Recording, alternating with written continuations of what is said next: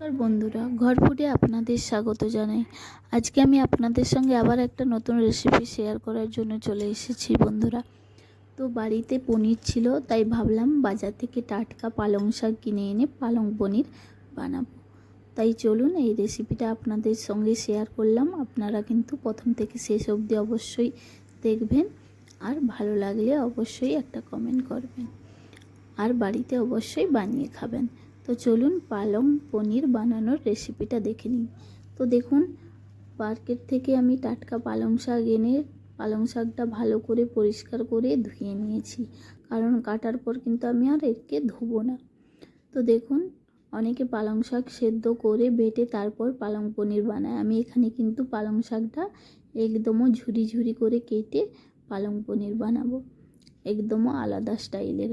তো চলুন, পালং শাকটা ভালো করে দু ফাঁক আমি করে নিয়েছি। এবার পাতলা পাতলা করে পালং শাকটা ছুরি দিয়ে কেটে নেব। একদমও পাতলা পাতলা করতে হবে কিন্তু এটা ঝুরি ঝুরি। তো পালং শাকটা কিন্তু এভাবে ঝুরি করে আমি কেটে নেব।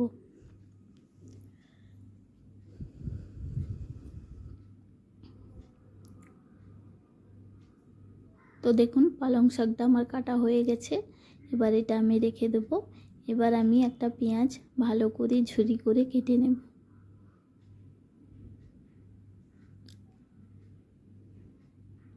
পেঁয়াজটা কিন্তু এভাবে ঝুরি করে কাটতে হবে।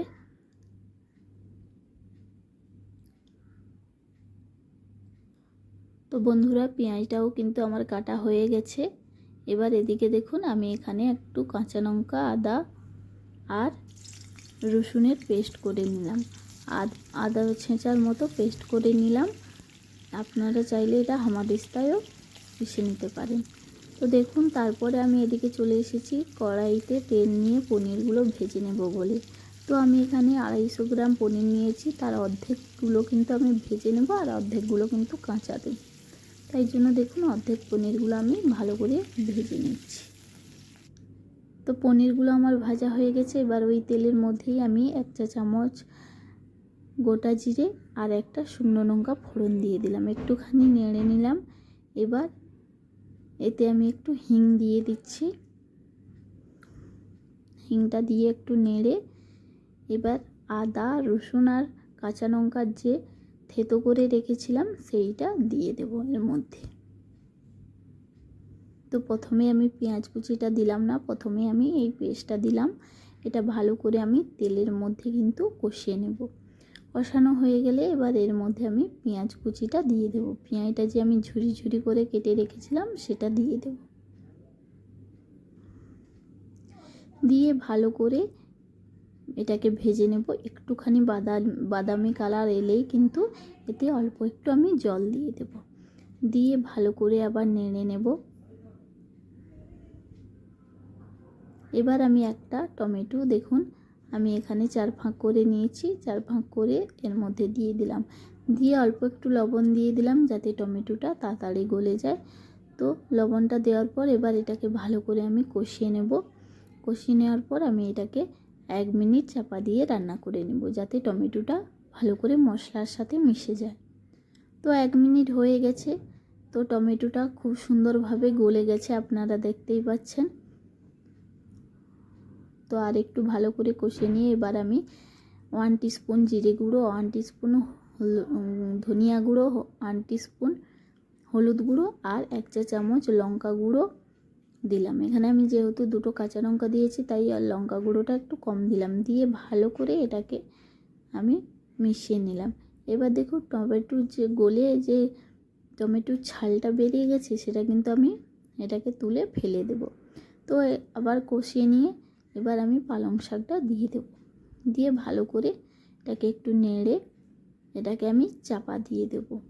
আর বেশি নাড়ব না, 2 মিনিট এটাকে চাপা দিয়ে দেব।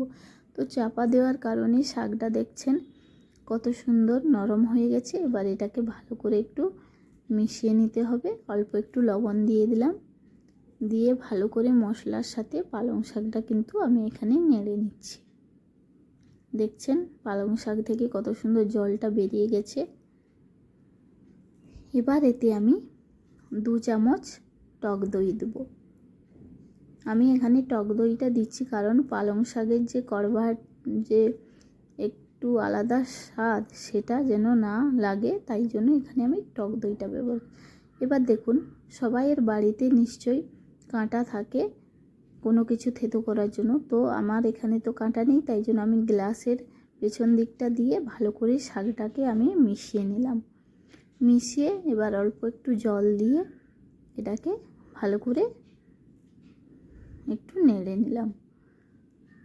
এবার একটু এটাকে চাপা দিয়ে রেখে দেবো 2 মিনিট। 2 মিনিট পরে দেখুন তেলটা খুব সুন্দর করে ছেড়ে দিয়েছে। এবার এটাকে ভালো করে নেড়ে ভেজে রাখা পনির আর কাঁচা পনিরটা এর মধ্যে দিয়ে দিলাম। দিয়ে ভালো করে এটাকে একটু মিশিয়ে নিচ্ছি। তো আপনারা চাইলে পালং শাকটা বেটেও দিতে পারেন, আমি এখানে থেতো করে দিয়েছি। আমার কিন্তু এটা খেতে দারুণ লাগবে।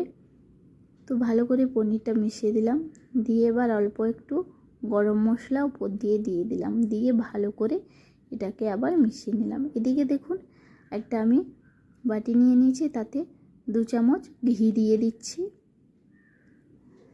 আর কয়েকটা আমি রসুন পাতলা পাতলা করে কুচিয়ে রেখেছিলাম, সেটা দিয়ে দিলাম ঘিয়ের মধ্যে। আর অল্প একটু লঙ্কা গুঁড়ো দিয়ে দেবো কালারের জন্য। দিয়ে ভালো করে এটাকে মিশিয়ে এই ফোড়নটা আমি কিন্তু পনিরের উপরে দিয়ে দেবো। এটা কিন্তু দিলে দারুণ একটা স্বাদ আসে বন্ধুরা। তো ফোড়নটা দিয়ে ভালো করে মিশিয়ে নেব।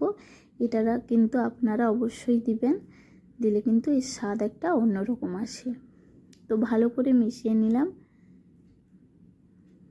তো আমি আর নুন কিন্তু দিলাম না, কারণ অনেকবার নুন দেওয়া হয়ে গেছে, তাই জন্য আমার নুন আর দেওয়ার দরকার নেই। তো বন্ধুরা, পালং পনিরটা কিন্তু আমার কমপ্লিট হয়ে গেছে। এবার এটাকে আমি বন্ধ করে গ্যাসটা অফ করে 2 মিনিট চাপা দিয়ে রেখে দেবো। তো দেখুন চাপা দিয়ে রাখার ফলে কতটা সুন্দর লাগছে দেখুন পালং পনিরটা। তো বন্ধুরা, আমি একটু চিনি দিতে ভুলে গেছি, তাই জন্য লাস্টে আমি একটু চিনিটা দিয়ে দিচ্ছি। আপনারা যখন পনিরটা দেবেন তখনই চিনি দিয়ে দেবেন মনে করে।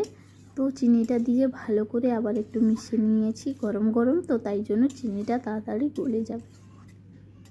তো ভালো করে মিশিয়ে নিয়েছি। তো বন্ধুরা, পালং পনির কিন্তু আমার একদমও রেডি হয়ে গেছে। গরম গরম পালং পনির দিয়ে রুটি কিংবা গরম গরম ভাতের সঙ্গে দারুণ লাগে বন্ধুরা।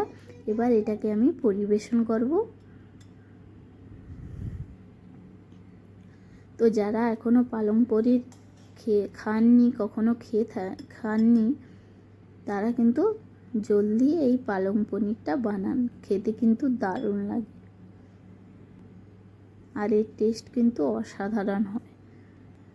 তো বন্ধুরা, আপনারা কিন্তু বাড়িতে অবশ্যই এই রেসিপিটা বানাবেন, আর ভালো লাগে যদি তাহলে জানাবেন কেমন হয়েছে। তো আমার চ্যানেলটিকে আপনারা অতি অবশ্যই সাবস্ক্রাইব করবেন, আর ভিডিওটা যদি ভালো লাগে তাহলে একটা লাইক আর কমেন্ট অবশ্যই করবেন।